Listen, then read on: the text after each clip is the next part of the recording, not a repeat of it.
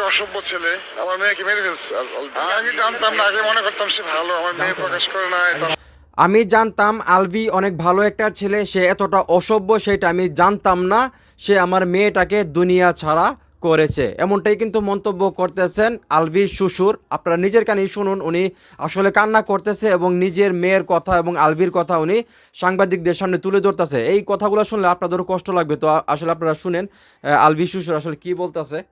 একটা অসভ্য ছেলে আমার মেয়েকে মেরে ফেলছে। আমি জানতাম না, আগে মনে করতাম সে ভালো, আমার মেয়ে প্রকাশ করে নাই তার সংসার টিকানোর জন্য।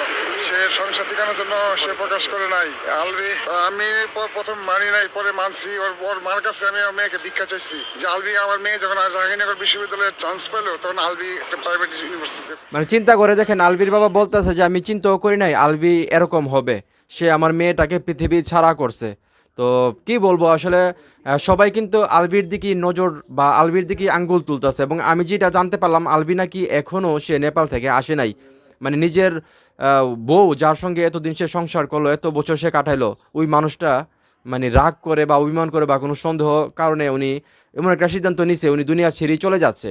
তারপরও আলভি নাকি এখনও আসে নাই দেখার জন্য। চিন্তা করে দেখেন সে আসলে কি এখন সত্যি ঘটনাটা হয়তো বের হবে, পুলিশ বের করবে বা জানি না বের হবে কি না। তো সেই জায়গা থেকে আসলে আলবির যে শ্বশুর উনি যেটা বলতেছে যে আলবিকে আমি খুব ভালো মনে করতাম, কিন্তু সে এতটা অসভ্য সেটা আমি জানতাম না। এবং উনি আরও অনেক কথা বলছে, সেগুলো আপনারা শুনছেন।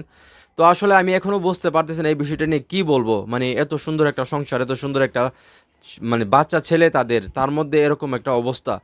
আসলে এটা মেনে নেওয়া যায় না। আলবি কি এই কাজটা করছে কিনা আমি বুঝতেছি না, কিন্তু সবাই বলতেছে যে আলবি এই কাজটা করছে এবং ওনার উপরই সবার আঙ্গুল তুলতেছে। এবং উনি এখন যে কাজগুলো করতেছে, উনি তো আসলে ওনার ওয়াইফ মারা গেছে সেইটা শোনার সঙ্গে সঙ্গে উনি বাংলাদেশে আসা উচিত ছিল এবং ওনার স্ত্রীর কাছে যাওয়া উচিত ছিল, তো উনি কিন্তু সেটা করে নাই।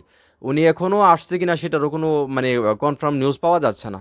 তো যাই হোক, এখন এই মুহূর্তে যারা আমার এই ভিডিও দেখতেছেন, এই যে আসলে আলভি শ্বশুর কান্নাকাটি করতেছে এবং বলতেছে যে আলভি কারণে আসলে ওনার মেয়ে মানে আলবির শ্বশুর যেটা বলতেছে আর কি, আলবির ওয়াইফ আলবির কারণেই দুনিয়া ছাড়া হয়েছে।